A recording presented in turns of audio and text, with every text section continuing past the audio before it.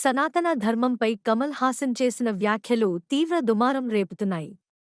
చదువు ఒక్కటే నియంతృత్వాన్ని, సనాతన ధర్మం సంకెళ్లను అంతం చేయగలదు అంటూ ఓ ఛారిటీ ఈవెంట్లో వ్యాఖ్యానించాడు కమల్ హాసన్.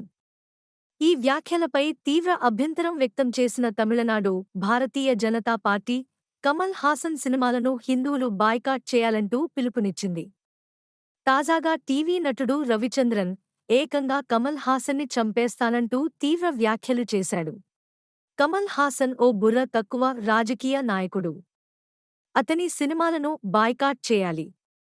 ఎప్పుడైనా సనాతన ధర్మం గురించి అడ్డగోలుగా మాట్లాడితే నేనే అతని గొంతు కోస్తాను అంటూ సంచలన వ్యాఖ్యలు చేశాడు నటుడు రవిచంద్రన్.